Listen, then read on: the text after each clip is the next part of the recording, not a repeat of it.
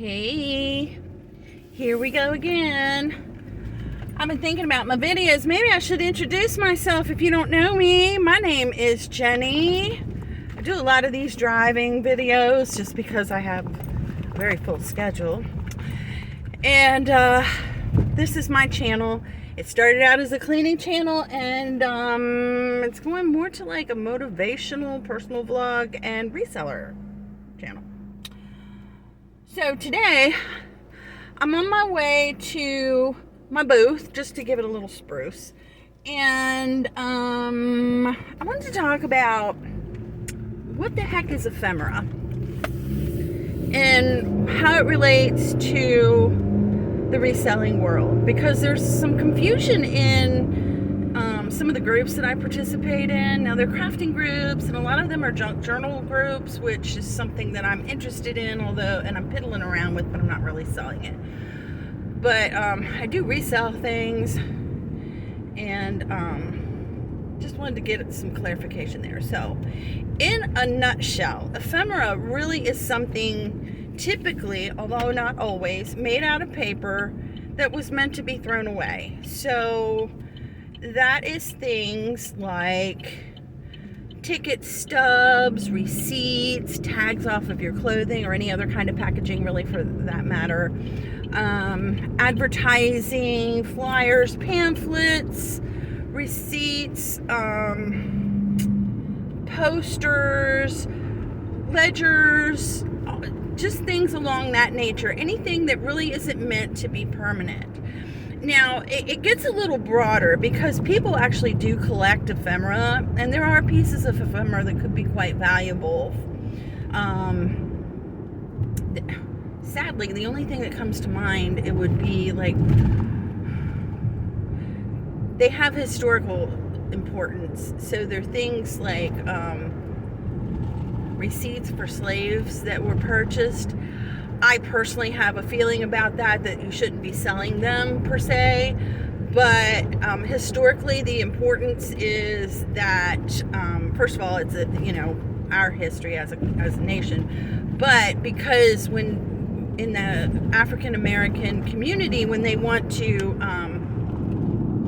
do ancestral, when they want to trace their ancestry, they don't have a lot of the documentation that the white people had with birth certificates and death certificates and marriage certificates and things like that. And these slave receipts actually help verify who their family members are and where they came from. So they do have importance in that regard. And there may be monetary value on, I don't know, okay? And I'm not even saying that that's right, but I am saying that that's a piece of ephemera, a receipt from a slave purchase or a slave sale, that actually has some sort of value to it now. But at the time, it really was just a bill of sale to prove that, yes, I bought this person. As horrible as it is to say something like that. Okay, and you get the gist of what I'm saying. So you go to Walmart, and they give you a receipt, and what do? Once you get home and you make sure everything's working and you don't have to return your product, typically you throw it away, right? But other things that people collect that are ephemera are postcards.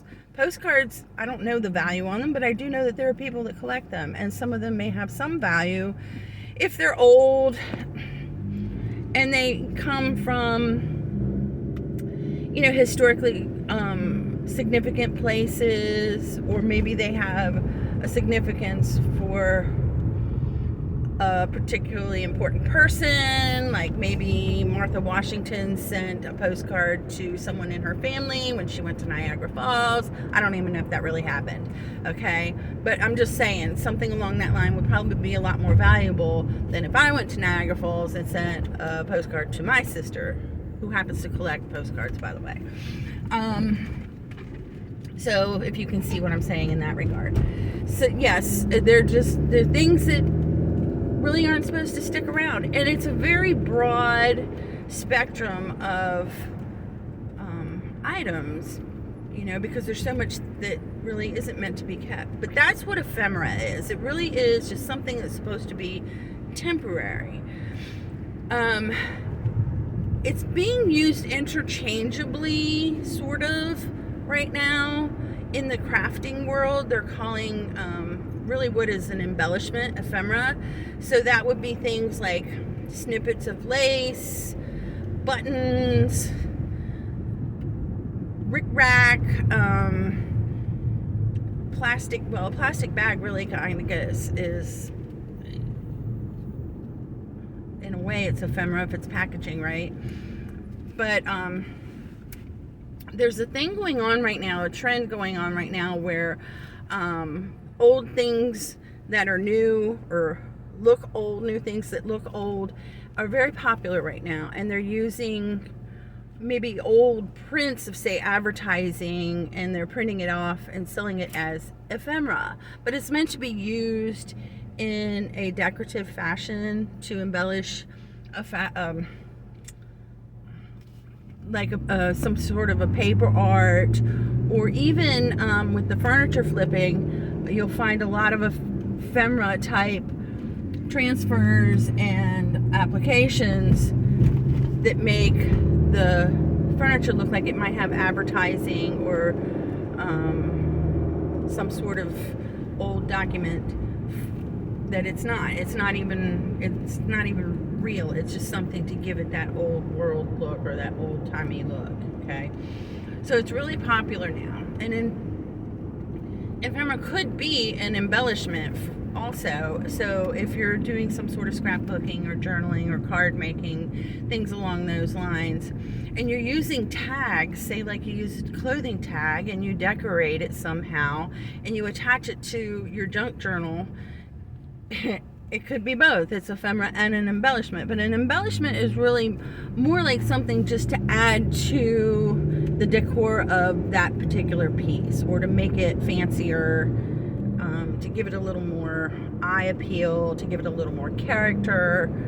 So beads and buttons and snaps and sparkles and threads and all these different ways that we can change something to dress it up a little bit. Those are embellishments. You're embellishing it. You're making it look grander than it was when it started.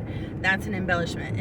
And ephemera is actually a thing that used to be used for one purpose, and really wasn't meant. It was meant to be thrown in the trash, and that's where the junk journaling gets in. They're calling it junk because you're supposed to be putting together pieces of junk to make a work of art. The same thing with some of the cards and scrapbooks. So I hope that this was helpful and maybe helping you figure out what ephemera is, at least simplistically. If you have any questions about this, like I said, I'm not an expert, but I am playing around with it a little bit.